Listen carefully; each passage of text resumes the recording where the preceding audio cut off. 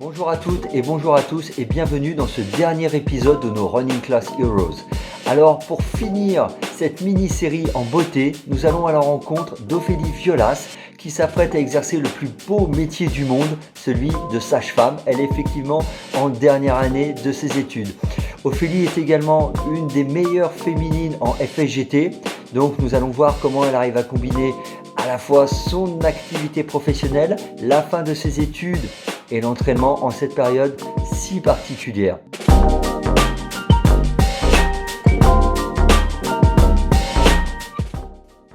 Donc, bonjour Ophélie, alors je suis ravi de pouvoir échanger aujourd'hui avec toi.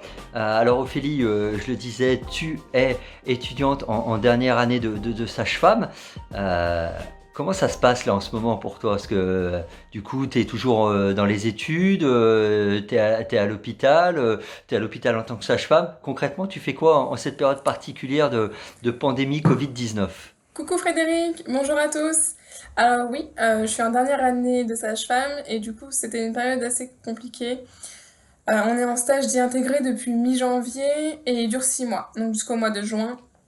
Donc évidemment que le 16 mars on était en stage. À ce moment-là j'étais en salle de naissance et aux urgences obstétricales. Et donc j'avais à la fois la vision pratique avec les sages-femmes de l'hôpital et la version avec notre école qui nous envoyait des informations au fur et à mesure sur finalement comment allait se passer la fin de l'année et les examens dans l'espoir d'être diplômé en juin comme c'était prévu initialement. Parce qu'en plus du stage, on a évidemment des épreuves pratiques qui sont planifiées tout au long de l'année. Et ce planning de base, il n'avait pas pris en compte l'arrivée du Covid, malheureusement. Donc ça a un peu chamboulé tout ce planning. Mais l'école a réussi un peu à lisser le planning sur la fin de l'année, donc ça devrait aller pour le diplôme. Et le but était aussi d'être présent à l'hôpital afin d'aider au maximum les effectifs qui étaient déjà en poste, comme les sages-femmes. Alors, ok, du coup, parce que c'est vrai que toi, tu es dans une discipline où, entre guillemets, on ne peut pas remettre la raison pour laquelle on doit intervenir à l'hôpital. Est-ce qu'on peut avoir une opération, suivant l'urgence, on le remet, mais logiquement, un accouchement, on ne le remet pas. Du coup, t'as été affecté à des services Covid en renfort ou tu as juste rempli tes missions de sage-femme durant cette période-là? Non, alors moi du coup, je suis restée dans le service qui m'était attribué. Et ce qui se passait en fait, c'est que, notamment quand j'étais aux urgences, il y avait deux sages-femmes. Une qui était principalement attribuée, entre guillemets, aux patientes qui étaient Covid. Et moi, en fait, j'étais en renfort en troisième personne avec la sage-femme qui voyait les autres patientes qui n'étaient pas Covid. Et donc, du coup, qui arrivaient pour le point d'accoucher ou pour toute Ok, autre du demande. coup, tu étais un peu la voie de délestage, hein, c'est ça, on peut le dire comme ça? Ouais, c'est ça. Ok, parce que si j'ai bien compris, donc tu avais une collègue qui, elle, s'occupait particulièrement des femmes qui étaient sur le point d'accoucher et qui, en plus, avaient contracté le Covid, c'est bien ça? Ou Alors j'ai oui, pas... qui n'étaient pas forcément, les personnes qui n'étaient pas forcément sur le point d'accoucher, mais des femmes qui étaient enceintes et du coup qui venaient aux urgences obstétricales et qui étaient donc vues par une sage-femme. Donc cette sage-femme ne pouvait pas à la fois, après avoir vu une patiente Covid, voir les autres patientes qui n'étaient pas, et à moins de se décontaminer et de faire tout un protocole qui prend du temps. Alors que finalement, quand on vient aux urgences, le but est d'être vu assez rapidement. C'est d'ailleurs pour ça qu'elles étaient deux à ce moment-là, et donc du coup moi j'avais mon petit rôle à jouer pour aider. Et toi, du coup, de l'expérience que tu as du métier de sage-femme et de l'intervention en hôpitaux ou en clinique, est-ce que durant cette période-là, il y a eu une surcharge de travail ou finalement, vous êtes toujours quand même sur un secteur, entre guillemets, qui est toujours un peu tendu, donc est-ce que ça a changé quelque chose?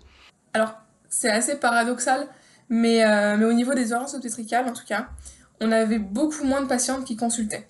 Et celles qui venaient, c'était parce qu'elles étaient sur le point d'accoucher ou qu'il fallait les hospitaliser pour telle ou telle pathologie. Et il y avait toutes les consultations qui ne sont pas de domaine de l'urgence finalement, qui étaient en moins et qui pouvaient être reportées après une consultation en ville. Et finalement, on voit qu'avec le Covid ou le confinement, que les gens ont vu la priorité en fait des urgences et venaient quand c'était vraiment une urgence vraie finalement. Alors du coup, c'est parfait parce que dans l'ensemble des personnels soignants, du coup, je pense que tu fais partie des rares qui peuvent dire que cette pandémie a permis un peu de, entre guillemets, d'alléger le quotidien et de te concentrer sur tes réelles missions. Mais d'ailleurs, j'aimerais bien revenir sur ces réelles missions parce que le métier de sage-femme est certainement, c'est mon avis, mais un des plus beaux métiers parce que tu donnes la vie. Mais je pense que c'est un peu plus large qu'être présent en salle d'accouchement. Donc concrètement, c'est quoi être une sage-femme? Ah, très bonne question et merci de la poser. Je pense que pour les gens, la sage-femme, c'est la personne qui est là au moment de l'accouchement et qui dit pousser et c'est tout. Alors que non, en fait, la sage-femme, elle est évidemment rattachée à tout ce qui est périnatalité, donc le suivi des patientes et des couples pendant la grossesse, avec les consultations de suivi de grossesse, la préparation à l'accouchement, qui est un peu un petit coaching, donc ça me rapproche un peu de l'athlétisme, pardon. Et c'est là, à ce moment, il y a évidemment le moment clé, pardon, qui est l'accouchement, la mise au monde de ce bébé qui est attendu depuis ses 9 mois. Et il y a aussi le après-accouchement. Et donc la sage-femme s'occupe de la mère et du bébé. On a vraiment la double casquette parce qu'on a aussi des compétences en pédiatrie. Et enfin au-delà de tout ce qui est suivi de grossesse, de l'accouchement, il y a tout ce qui est le suivi gynécologique des femmes, de toutes les femmes de tout âge, qui sont en bonne santé. Et je pense que c'est ce plan-là que les gens ignorent le plus. C'est clair, et surtout notamment dans la préparation de l'accouchement, il me semble que bah, vous accompagnez évidemment les femmes, mais les couples lorsque l'homme souhaite participer à ces réunions, et ça doit pas être une mince tâche d'expliquer à un homme finalement ce qui va se passer dans le corps d'une femme dont on concrètement on comprend pas grand chose nous-mêmes. Donc félicitations. Tu faisais le lien avec l'athlétisme, et j'y viens justement, Ophélie, parce que tu es une des meilleures athlètes en FSGT au sein du club Abdo, hein. Alors tu vas nous expliquer ce que veut dire Abdo exactement, hein. C'est un joli nom de club, et du coup comment ça s'est passé, les entraînements durant cette période de confinement? Est-ce que tu t'es contenté des 1 heure dans le périmètre de 1 kilomètre, ou voilà, t'as opté pour finalement l'entraînement à la maison, ou lever le pied, qu'est-ce que tu as fait concrètement? Alors Abdo, c'est athlétisme Bourget d'Uni Drancy Olympique. C'est donc un club qui regroupe les 3 villes. Et donc par rapport aux entraînements, nous ils sont en groupe, en collectif. Les dates, enfin les jours, pardon, c'est le mardi, jeudi et vendredi. C'est vrai que moi, là, depuis début janvier, avec le stage intégré, j'étais un peu décalée par rapport aux entraînements, aux horaires. Donc je les voyais déjà un petit peu moins. Mais on arrivait quand même à se faire des sorties ensemble le week-end au Parc de la Courneuve avec cet esprit de groupe qui manque aujourd'hui finalement. Donc oui, le confinement a marqué une coupure dans cet esprit-là. Après, avec le club, on a quand même une belle cohésion, surtout avec notre groupe demi-fond cette année. On a un petit groupe sur WhatsApp sur lequel on doit recevoir, je sais pas, 100, 150 messages par jour où tout le monde fait un peu des blagues, où on prend des nouvelles de chacun. Et en plus de ça, via les réseaux sociaux, je pense notamment à Strava, on est tous plus ou moins connectés et on voit les sorties de tout le monde. Et ce qui est assez drôle ces derniers temps, c'est que quand l'un d'entre nous fait une séance le matin, par exemple, bah, il va y en avoir 3 ou 4 qui vont faire la même séance dans la journée pour un peu se challenger sur les chronos ou les distances qui ont été faites.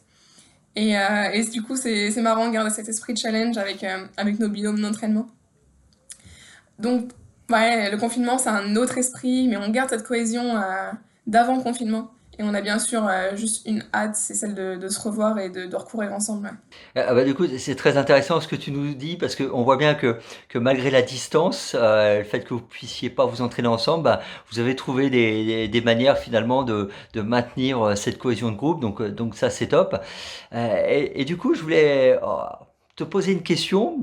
Comment toi, t'es venu à la course? Cette passion, ça vient d'où finalement? Parce que déjà, tu fais des études qui sont assez prenantes, je suppose, qui sont assez fatigantes également, parce que bon, quand tu es de service, tu sors, voilà, on a déjà rencontré d'autres personnels soignants dans le cadre de cette émission, mais du coup, voilà, voilà, qu'est-ce qui t'a poussé à faire de l'athlétisme, et qu'est-ce qui te maintient vraiment dans cette dynamique-là, malgré un agenda plutôt chargé, je pense? Alors l'athlétisme et moi, c'est une grande histoire. J'ai commencé, j'avais 5 ans et demi. Ça s'est fait par pur hasard. On se baladait au parc de la Courneuve avec mes parents et il y avait tout un forum de sport. Et c'est là que j'ai rencontré la personne qui aura été mon premier entraîneur et qui nous a dit bah viens, lundi c'est l'entraînement, c'est au stade, c'est à côté de chez toi, viens, tu verras, on t'apprendra à courir. Bon, j'y suis allée le lundi et ça me plaisait de courir et mon entraîneur m'a tout de suite mis dans le groupe des grands. Alors les grands, pour moi c'était le groupe de mon frère qui a 4 ans et demi plus que moi. Alors oui, forcément, à 5 ans et demi, quand on se retrouve dans un groupe avec des gens de 10 ou 11 ans, je me sentais plutôt assez fière et j'étais contente, ça me poussait vers le haut parce que à chaque fois aux entraînements, j'avais pas envie de finir dernière, évidemment. Et à l'âge de 10 ans, j'ai décidé d'arrêter l'athlé pour essayer la natation, pour voir un peu autre chose. J'ai fait ça un an. J'ai repris l'athlé parce que son esprit me manquait. Cet esprit où, enfin, en compétition, on est en compète évidemment avec les autres concurrents, mais à l'arrivée, il y a ces embrassades, il y a ces félicitations, enfin, toutes ces choses que je retrouvais pas en natation. Et donc j'ai repris et j'ai fait une deuxième pause. Ça, c'était à mon entrée en première année de médecine. Parce que là, je savais que j'aurais pas du tout le temps pour les entraînements de groupe, j'aurais pas pu faire de compétition. Donc je me suis dit que j'allais pas reprendre de licence, mais je gardais quand même un footing une fois par semaine, histoire de me vider la tête. Parce que c'est ça qui me plaît vraiment dans Mhm. l'athlé, c'est... et ça, pour revenir sur ma motivation avec la charge de travail que je peux avoir, c'est que même si tu cherches pas forcément la performance tout le temps, bah, le fait de quitter une garde qui a été chargée ou qui a été dure émotionnellement parlant, et bah, tu rentres chez toi, tu mets tes baskets, tu prends ton shirt et tu cours en fait. Même sans chrono, même sans montre, en fait on s'en fiche, juste tu cours et tu te sens bien. C'est ça qui me plaît, quand tu t'arrêtes de courir, bah, t'as la tête ailleurs et tu penses plus à tout ce qu'il y avait avant que tu cours. Donc c'est ça l'athlé. Bah, parfait.